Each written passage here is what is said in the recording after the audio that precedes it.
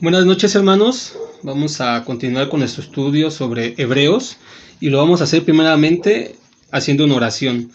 Padre nuestro que estás en los cielos, damos gracias, Señor, porque tú has sido bueno con nosotros, porque nos permites estar en esta noche en comunión contigo, Señor, para poder alabar y glorificar tu santo y bendito nombre, y también, Señor, para poder escudriñar tu palabra, para seguir aprendiendo de ella, para entender y comprender, Señor, los misterios que tienes para nosotros. Señor, te pedimos que tu Espíritu Santo sea el que nos guíe, el que nos ilumine, el que hable, Señor, y que toda palabra que podamos decir sea la correcta, Señor, sea según lo que tú quieres, Señor, que aprendamos en esta noche. Gracias te damos por la vida que nos das, por la vida de mis hermanos, Señor, que tú los sigas bendiciendo en sus hogares, y te pedimos, Señor, que tú seas el que nos muestre, el que nos instruya, Señor, y el que cada día abra nuestro conocimiento, nuestro entendimiento, Señor, para poder aprender de tu bendita palabra. Esto te lo ruego, Señor, y te lo suplico en nombre de tu amado Hijo, te lo pido, Señor. Amén. Y bueno, hermanos, vamos a seguir con nuestro estudio sobre Hebreos. Hoy veremos los versículos del 10 al 16, del 10 al 16. Y bueno, hermanos, seguimos hablando sobre Melquisedec, sobre este hombre tan controversial en el sentido de que muchos hombres tratan de ver quién era este hombre, ¿verdad? Pero para nosotros, y lo que hemos aprendido en estos estudios, es lo que dice en el versículo 7 de este capítulo 7, que dice: sin padre, sin madre, sin linaje, que ni tiene principio de días, ni fin de vida, mas hecho semejante al Hijo de Dios. Y es lo que nosotros tenemos que entender, que era semejante, era un ejemplo. Este hombre tal vez no se dice mucho en todo lo que es la palabra de Dios, pero al mismo tiempo se dice mucho. Y este hombre es tan importante porque da un paralelismo entre lo que iba a ser el Señor Jesucristo, las cualidades, todo esto que nosotros ahora podemos ver en la Biblia. Este hombre tipificaba al Hijo de Dios, al Señor Jesucristo. No que era Él, eso que quede claro, no que era Él, pero era semejante por las características de las cuales pues ya hemos estudiado. Y tenemos que seguir hablando de este hombre porque es trascendente para estos judíos cristianos, que como ya lo hemos dicho en otras ocasiones, pues bueno, ya tenían el conocimiento pleno de quién era Jesucristo. Hablar del sacerdocio, hermanos, no era... El escritor no trata de enseñarles que era un sacerdote, porque ellos ya sabían lo que era un sacerdote, qué cualidades tenía, de dónde venía, qué hacía, cada cuando ellos tenían que presentarse. Entonces todo lo que el sacerdote era, ya lo conocían. Pero lo que ellos tal vez no entendían todavía era que este sacerdote judío, en el cual ellos pues conocían, ya no era necesario, ya no era el adecuado para seguir adelante. ¿Por qué? Porque en estos versículos, hermanos, nos vamos a dar cuenta de la necesidad que había de que un nuevo sacerdote se levantara, que la ley quedara atrás y que ahora el Señor Jesucristo venía a representar ese sacerdocio eterno. Y esto lo vamos a ir viendo a través de estos versículos. Les voy a dar lectura primero a los versículos y después vamos a ir analizándolos cada uno, hermanos. Dice: porque aún estaba en los lomos de su padre cuando Melquisedec le salió al encuentro. Si pues la perfección era por el sacerdocio levítico, porque debajo de él recibió el pueblo la ley, ¿qué necesidad había de que se levantase otro sacerdote según el orden de Melquisedec y que no fuese llamado según el orden de Aarón? Pues mudado el sacerdocio, necesario es que se haga también mudanza de la ley, porque aquel del cual esto se dice, de otra tribu es, de la cual nadie asistió al altar, porque notorio es que el Señor nuestro nació de la tribu de Judá, sobre cuya tribu nada habló Moisés tocante al sacerdocio.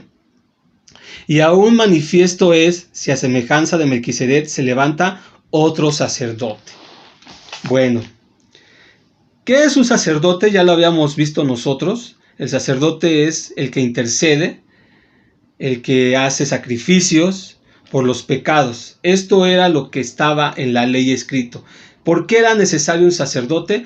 Porque el mismo Jehová había dado orden de que se ordenara a ciertos hombres con cualidades específicas para ser sacerdotes, porque tenía que haber una relación entre Dios y los hombres. Él quería, no nosotros, no los hombres, también hoy en día tenemos que entender que no es que nosotros queramos acercarnos a Él, no, porque por nosotros no, porque si por nosotros fuera, ¿qué dice? Pues nosotros no buscamos lo bueno, no buscamos a Dios, siempre buscamos lo malo. Él es el que se acerca a nosotros y nos da su mano y nos tiende sus brazos de amor para que nos acerquemos nosotros. Por medio del Espíritu Santo es el que nos mueve. Eso tenemos que entender también nosotros, que es el Espíritu Santo el que nos mueve a tener esa comunión con el Padre, con Jesucristo, su Hijo. Entonces el sacerdote era una persona que intercedía. Y entonces, por eso habla que en el primer versículo dice, si pues la perfección era por el sacerdocio levítico, porque debajo de él recibió el pueblo la ley. ¿Y cuándo es que el pueblo recibe la ley? Bueno, esto lo podemos ver en Éxodo.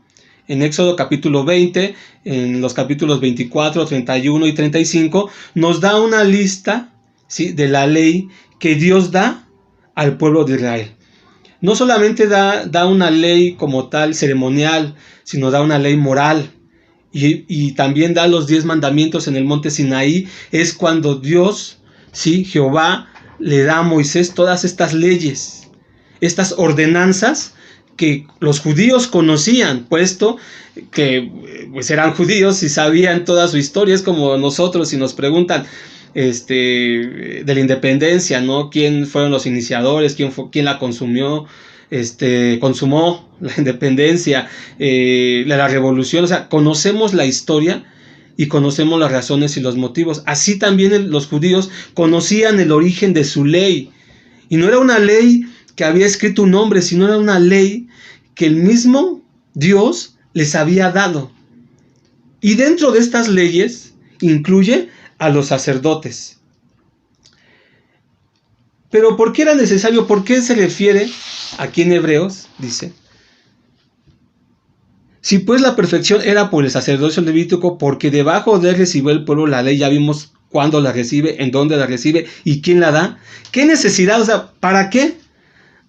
¿Qué necesidad había aún de que se levantase otro sacerdote según el orden de Melquisedec y que no fuese llamado según el orden de Aarón? ¿Por qué era necesario, hermanos? Bueno, porque como ya lo vimos en los versículos anteriores, este sacerdocio que los levitas llevaban a cabo era un sacerdocio que caducaba, que tenía fin, que no era perfecto. Estos hombres que entraban al tabernáculo a ofrecer sacrificio por ellos mismos y por el pueblo, no eran perfectos. Y no alcanzaba este sacrificio para cubrir los pecados del hombre. Entonces, pues era necesario, ya era necesario que se cambiara, que viniera otro. Por eso es que Melquisedec aparece en la escena como alguien diferente al sacerdocio levítico, mayor que ellos, primero que ellos y superior que ellos. Porque como ya lo vimos, dice que él fue el que bendijo a Abraham. Como dice la palabra de Dios, que el mayor bendice al menor. Y Abraham, como dice en el versículo 10, que ya vimos hace 8 días, dice que todavía los levitas estaban en sus lomos. Todavía no salían, todavía no nacían, todavía no existían, pero él ya estaba reconociendo la superioridad que tenía Melquisedec sobre todos ellos. Entonces, sigue el versículo 11, dice, el sacerdote era incompleto, nunca proveyó una redención completa. Se necesitaba uno diferente que fuera permanente. Esto es lo que quiere que entendamos, que no era suficiente. Y esto es lo que el escritor les decía a estos hebreos, que ese sacerdocio no podía cubrir todo. Y les habla en algo que ellos conocían, que ellos identificaban plenamente. Eran hombres de una tribu que cumplían de cierta edad y terminaba y seguía otro en la sucesión.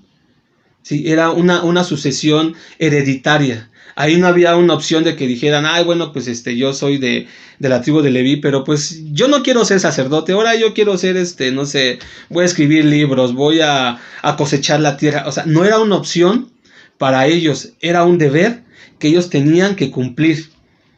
Entonces, claro que era una bendición, ellos lo veían como algo especial que les había dado Dios, que ellos podían ejercer, pero fuera de esto ellos no podían hacer otra cosa. Necesitaban una relación perfecta. Y no es que la ley o el sacerdocio no fuera bueno. Sí cumplía hasta cierto aspecto lo que Dios pedía, esa comunión que el pueblo tenía, no directa, no era directa, sino que el pueblo ofrecía a través del sacerdocio, pues no era mala, era buena, pero no era suficiente. Y vamos a ver lo que dice en Hebreos, capítulo 8, versículo 7, hermanos, que más adelante vamos a estudiar detenidamente, pero nos abre un poquito más el panorama. Sí, es Hebreos 8, 7. Porque si aquel primero fuera sin falta, cierto no se hubiera procurado lugar de un segundo. ¿A qué se refiere? Está hablando del sacerdocio. Si ese sacerdocio levítico hubiera sido suficiente, pues ¿para qué cambiarlo? No había necesidad. ¿Más qué dice? Dice algo muy importante, dice, porque si aquel primero fuera sin falta, ¿qué quiere decir? Que tenía una falla. Cierto no se hubiera procurado lugar de un segundo. Este segundo era perfecto. Eso es lo que nos quiere decir. Y vamos también a Hebreos capítulo 10, versículo 14. Hermanos, vamos a buscar en nuestras Biblias. Les voy a decir como les dije hace 8 días. No los oigo, que estén moviendo sus hojas, hermanos. Y dice Hebreos capítulo 10, versículo 14. Porque con una sola ofrenda hizo perfectos para siempre a los santificados. Sí, porque con una sola ofrenda hizo perfectos para siempre a los santificados. Esto habla del sacrificio que el Señor Jesucristo había hecho en la cruz. Los sacerdotes ofrecían sacrificios constantes,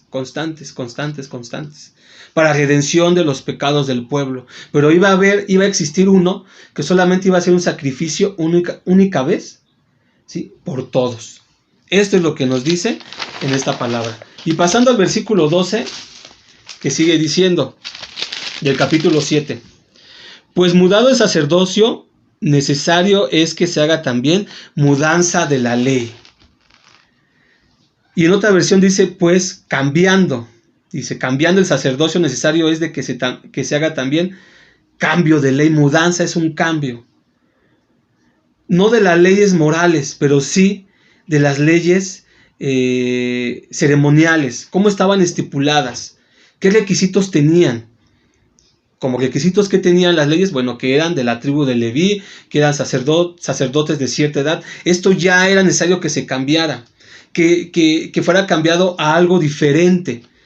Por eso es que Melquisedec aparece en la escena, y por eso el escritor les menciona a Melquisedec, porque él era diferente de la ley. Era antes de la ley. Melquisedec fue antes de la ley, y necesitaba un sacerdocio como el de él, diferente, pero mayor que de él. Y vamos a ver lo que dice Salmo 110:4, que es un pasaje que se refiere a la venida del Señor Jesucristo, y que nos dice exactamente, no se dice como hemos dicho, no se menciona mucho a Melquisedec. Hay ciertos pasajes específicos, como en Génesis, como en los Salmos y en Hebreos. Y en el Salmo 110 habla del reinado del Mesías. Es una profecía mesiánica, es un capítulo mesiánico. Y vamos a ver lo que dice. Vamos a leerlo todo, es pequeño. Dice Salmo 110, Jehová dijo a mi Señor, siéntate a mi diestra en tanto que pongo tus enemigos por estrado de tus pies. La vara de tu fortaleza enviará Jehová desde Sión, domina en medio de tus enemigos. Tu pueblo será lo de buena voluntad en el día de tu poder, en la hermosura de la santidad desde el seno de la aurora. tienes tú el rocío de tu juventud. Juró Jehová y no se arrepentirá, tú eres sacerdote para siempre, según el orden de Melquisedec. El Señor a tu diestra herirá a los reyes en el día de su furor, juzgará a las gentes, llenarálas de cadáveres, herirá las cabezas en muchas tierras, del arroyo beberá en el camino, por lo cual levantará cabeza. Pero el versículo en el cual nos vamos a basar un poco es en el 4. Juró Jehová y no se arrepentirá, tú eres sacerdote para siempre, según el orden de Melquisedec. Esta ley que existía tenía que terminar. Ya no era necesaria, ya no es necesaria cumplirla. Cumplir en el aspecto humano, en el aspecto de los hombres, ya no era necesaria. ¿Por qué? Porque ya había venido uno que iba a ser un sacerdote según el orden de Melquisedec, por las cualidades que tenía, diferente al arónico, pero superior a todos los sacerdocios. Esto es lo que el escritor le dice y trata de que ellos comparen y vean y entiendan que Jesucristo vino a cumplir todo esto. No dice la palabra de Dios que Jesucristo no vino a cambiar ni a quitar, sino vino a cumplir la ley y la cumplió. Entonces, cuando la cumple ya termina. Entonces viene una nueva en la cual Él es el que va a interceder por el pueblo. Y no solamente por el pueblo de Israel, sino que esta gracia que nosotros tenemos de la salvación también va incluida. Era necesario que la ley quedara atrás para que la gracia, ¿sí?, llegara a los seres humanos, llegara a la humanidad. Dice, establece una nueva ley, una que vendrá no de hombres, sino por el Hijo de Dios Jesucristo, por el cual su linaje sacerdotal abraza a todo el género humano, no solo al pueblo de Israel, sino también a nosotros, los adoptados, a los gentiles. También esta gracia, ¿sí?, viene para nosotros. Es por eso que nosotros vemos en el Señor Jesucristo un sacerdote que intercede por nosotros delante del Padre, que está ahí abogando por nosotros, por nuestras maldades, por nuestros desalientos, por nuestras tristezas. Está ahí intercediendo. Ya no hay ese velo. Ya no hay eso que impedía, como al pueblo de Israel, que ellos no podían presentarse delante de Dios. Por eso estaba el sacerdote.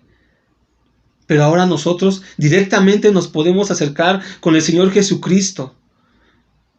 Y Él, como sacerdote, intercede al Padre por nosotros. Qué hermoso es que ya no sea un hombre. Porque hoy en día, la gente se acerca a un hombre y le pide que interceda, ¿no? Y le dice todo. Se confiesa, ¿no? Se confiesa y está el hombre escuchando, pero es un hombre pecador, es un hombre como tú y como yo, que no tiene autoridad, que no tiene poder, que no tiene nada. Pero nosotros podemos dirigirnos al Hijo de Dios, al Señor Jesucristo, como nuestro sacerdote personal. Es por eso que nosotros sí podemos, cuando oramos, cuando estamos en comunión con Él, hay ese diálogo entre Él y nosotros. Y eso es lo que también nosotros podemos llevar de enseñanza en esta noche. Porque aquel del cual esto se dice, de otra tribu es, de la cual nadie asistió al altar. ¿Qué quiere decir? Que era diferente. Que este por el cual no era de la tribu de Leví, sino de otra tribu, que dice en el versículo 14.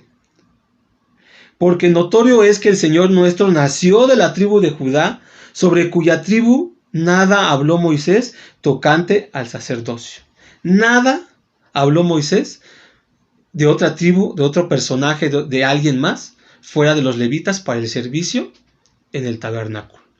Entonces, ¿cómo era que este hombre diferente iba a poder cumplir con estas cualidades de sacerdote? Y bueno, para ver un poquito más de historia y saber que esta profecía no era, ellos también la conocían y nosotros ahora la vemos y tal vez pasamos de largo y no ponemos mucha atención, hermanos. Pero desde el Génesis nos muestra que de Judá iba a venir ese Redentor, que de Judá iba a nacer el Salvador, Y es muy interesante, hermanos, que pongamos atención y vamos a leer. Tengan sus Biblias ahí, hermanos. Vamos a leer lo que dice Génesis capítulo 49. Génesis 49.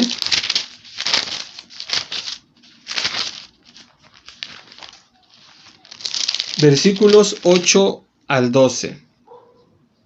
Aquí Jacob, cuando ya está a punto de morir, llama a sus hijos y les da bendiciones y les da a cada uno conforme a lo que habían hecho, a lo que vendría para ellos, para sus descendientes. Y hay una bendición especial para Judá y veamos qué importante es que nosotros la conozcamos. Dice Génesis 49, versículos 8. Judá, alabarte han tus hermanos, tu mano en la cerviz de tus enemigos. Los hijos de tu padre se inclinarán a ti. Cachorro de león, Judá. De la presa subiste, hijo mío, encorvóse, echóse como león, así como león viejo. ¿Quién lo despertará? No será quitado el cetro de Judá y el legislador de entre sus pies hasta que venga Shiloh. Y a él se congregarán los pueblos, atando a la vid su pollino. Qué hermoso, hermanos, y qué interesante es este versículo. ¿De quién está hablando? De la venida del Hijo de Dios. Da la descripción de dónde vendría y habla algo muy importante. Dice, no será quitado el cetro de Judá. Y esta misma promesa le hace a David. A David también le hace esa promesa que en su trono nunca va a estar vacante, sino que va a ser eternal. Y entonces vemos que aunque sea de otra tribu, ¿sí?, no de la tribu de Judá, iba a venir alguien superior y eterno. Vamos a ver lo que dice Miqueas. Primero vamos a ver lo que dice 1 de Samuel 16:1. Y aquí nos habla precisamente de la elección de David como el próximo rey. Porque recordemos que Saúl ya había sido desechado. ¿Ya? ¿Por qué? Porque él exactamente aquí vemos cómo él era rey y ofreció sacrificio como sacerdote. Algo que Dios había prohibido. Este hombre, Saúl, es desechado por su desobediencia. Porque ningún hombre podía ejercer estas dos cualidades. Estos dos oficios. No los podían ejercer. Pero había un hombre que ya habíamos hablado de él, Melquisedec, que sí ejercía estos dos oficios, que era rey y sacerdote, que fue el primero que ejerció estas dos cualidades. Y dice 1 de Samuel 16, y dijo Jehová a Samuel, ¿hasta cuándo has tú de llorar a Saúl, habiéndolo yo desechado para que no reine sobre Israel? Hinche tu cuerno de aceite y ven, te enviaré a Isaí de Betlén, porque de sus hijos me he provisto de rey. ¿De dónde? De Betlén. Y vamos ahora a Miqueas, capítulo 5, versículos 1 y 2. Miqueas, hermanos. Capítulo 5, versículos 1 y 2. Reúnete ahora en bandas, oh hija de bandas. Nos han sitiado con vara, herirán sobre la quijada al juez de Israel. Mas tú, Betlem Efrata, pequeña para ser en los millares de Judá, de ti me saldrá el que será Señor en Israel, y sus salidas son desde el principio de los días del siglo. ¿De quién está hablando? Del nacimiento del Señor Jesucristo, de la tribu de Judá, descendiente de David, cachorro de león. Y para cerrar este versículo, hermanos, vamos a Apocalipsis. Apocalipsis capítulo 5, versículo 5, que dice, y uno de los ancianos me dice, no llores, he aquí el león de la tribu de Judá, la raíz de David, que ha vencido para abrir el libro y desatar sus 7 sellos. ¿De quién habla? ¿Quién iba a desatar los sellos? Jesucristo, de la tribu de Judá, la raíz de David. Ahora ya no es el cachorro, ahora es el león de la tribu de Judá. Qué impresionante, hermanos, es que podamos ir conociendo los aspectos también de que se refieren al Señor Jesucristo. Las profecías que se habían dicho desde el Génesis y que se ven cumplidas en el Apocalipsis. Entonces, este hombre, sí, sacerdote, de una orden diferente a la levítica, similar y superior a la de Melquisedec, también iba a ejercer, ¿qué? El ser rey. No venía de una tribu de levitas, de sacerdotes, pero sí venía de una tribu de reyes. Diferente, por eso dice el versículo 14. Volvemos a Hebreos, capítulo 7, versículo. Porque notorio es que el Señor nuestro nació de la tribu de Judá, sobre cuya tribu nada habló Moisés tocante al sacerdocio. Ahora sabemos que desde el principio se había dicho de dónde vendría el Señor Jesucristo, porque dice que es que el Señor nuestro, dice, porque notorio es que el Señor nuestro, hablando del Señor Jesucristo, nació de la tribu de Judá, y no habla nada Moisés sobre él, sobre esta tribu. Pero sí hay pasajes que nos hablan que de ahí vendría el Salvador. Y aún más manifiesto es si a semejanza de Melquisedec se levanta otro sacerdote. A semejanza. Vamos a ver lo que dice el versículo 15, es lo que nos dice. Otra orden diferente, superior. Hay un paralelismo entre Melquisedec y el Señor Jesucristo, pero también observemos aquí que primero fue Melquisedec y después en el Salmo, cuando ya están las leyes y cuando han pasado cientos de años en los que el pueblo de Israel ejerce esta ley, David escribe una profecía inspirada por el Espíritu Santo, donde dice que se iba a levantar otro diferente a todos ellos, mejor, superior y permanente. ¿Por qué?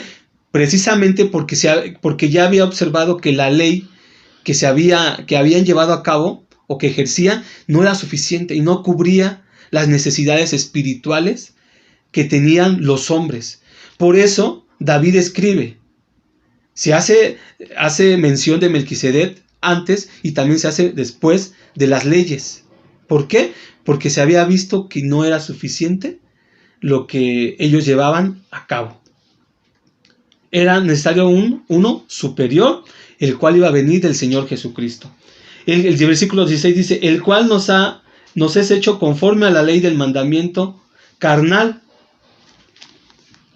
El cual no es hecho conforme a la ley del mandamiento carnal. ¿Cuál es esta ley del mandamiento carnal? La que se heredaba de los levitas. Esa era conforme a la ley del mandamiento carnal, que era de hombre a hombre, sino según la virtud de vida indisoluble. En otras versiones dice, sino según la ley del poder de la vida indestructible. Ya había necesidad, y aquí lo dice, que algo que fuera indestructible, que fuera permanente, indisoluble. Indisoluble, ¿qué quiere decir? Que tiene vida, que no se rompe, que no desaparece, que iba a ser para siempre. La virtud, la calidad, la eficacia de ciertas cualidades que eran necesarias. ¿Para qué? Para que este sacerdocio nunca terminara. En la cruz el Señor Jesucristo muere, y aquí dice que es indestructible. Cuando el Señor Jesucristo hace el sacrificio en la cruz por nosotros, por todo el género humano, por los escogidos, hace el sacrificio y muere y resucita. Y esta acción es la que nos dice aquí que es indestructible. Él no puede morir. Él es eterno. Él desde el principio hasta el fin del tiempo existe y existirá. Y este sacerdocio era el que el pueblo judío y los hombres, nosotros, necesitábamos. Ya no un sacerdocio carnal, corruptible, porque también estos hombres ofrecían sacrificio por sus pecados. Pero este sacerdote que se había levantado en la cruz del Calvario por nosotros, iba a ser permanente, sacerdote eterno, intercede por nosotros ante el Padre por medio de su único sacrificio, con su sangre, cubrió multitud de pecados. Hebreos 9:24. Porque no entró Cristo en el santuario hecho de mano, figura del verdadero, sino en el mismo cielo, para presentarse ahora por nosotros en la presencia de Dios. Ya no existía ese tabernáculo. Eso es lo que el escritor le quería decir a los hebreos, que ya el tabernáculo ya no era necesario. ¿Por qué? Porque el Señor Jesucristo ya había entrado a la presencia de Dios y estaba ahí mismo por nosotros. Dice, sino en el mismo cielo, para presentarse ahora por nosotros en la presencia de Dios, justificándonos a nosotros. Entonces, ellos tenían que entender, y por eso habla tanto de Melquisedec con un paralelismo con el Señor Jesucristo, en el sentido de que este sacerdocio diferente, que no venía de la ley, pero era superior a la ley, y vendría alguien, como dice el Salmo 110, 4, que iba a ser eterno y permanente, y en el versículo 10 nos dice, según la virtud de la vida indisoluble. ¿Qué quiere decir? Que nunca iba a terminar, que era indestructible, que era eterno. Y esto es lo que nos llevamos hoy de enseñanza, hermanos, que el Señor Jesucristo cumple desde el principio con ser el sacerdote, y también con el ser el rey. Y ya vimos ciertas citas donde nos podemos referir a estas cualidades del Señor Jesucristo. Quiere el Señor que sigamos aprendiendo de su palabra, que quede claro, hermanos, lo que vamos leyendo, lo que vamos explicando, hermanos, para que podamos aprender. Como les repito, si hay alguna cuestión que no se entendió, que estuvo mal dicha, hermanos, con toda confianza, es para que podamos seguir aprendiendo. Y sí que nos llevemos una enseñanza, hermanos, que el sacrificio que el Señor Jesucristo hizo en la cruz del Calvario por nosotros es permanente, y que Él está intercediendo por nosotros a cada momento, a cada instante, en estas situaciones por las que estamos atravesando hoy más que nunca, hermanos. Él está ahí, como dice en Hebreos 9:24. Yo me quedo con este versículo y quiero que tal vez lo podamos memorizar, hermanos. Porque no entró Cristo en el santuario hecho de mano, ya no estaba ahí, ya no estaba ese velo, ya había sido quitado, como ya lo vimos, ya había traspasado eso. Figura del verdadero, sino en el mismo cielo, para presentarse ahora por nosotros en la presencia de Dios. El Señor Jesucristo está por nosotros en la presencia de Dios, y esto es hermoso, hermanos, que nos podamos llevar. Él está ahí por ti, por mí, intercediendo a cada momento y a cada instante por cada uno de nosotros. Qué interesante es saber sobre Melquisedec, porque ahora vemos, yo a veces no entendía, bueno, pues Melquisedec, pues no se dice nada, pero cada vez que vamos avanzando sobre esta carta a los hebreos, nos vamos dando cuenta qué importancia tiene Melquisedec para podernos enseñar ahora nosotros, y poderles haber enseñado a estos hebreos y en general a los judíos, en el sentido que había algo superior a ellos, porque para ellos era la jerarquía más alta, el sacerdocio, era algo intocable, que no había más, pero ahora se les enseña y se les muestra que sí había algo que sobrepasaba todo esto sobre el sacerdocio arónico y levítico.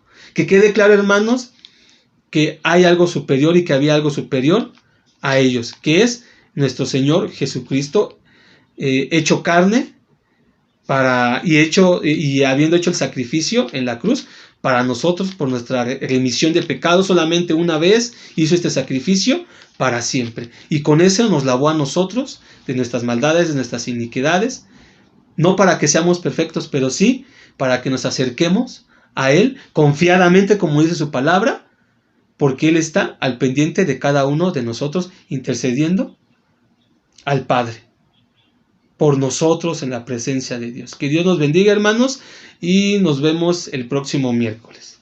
Que Dios los bendiga, hermanos.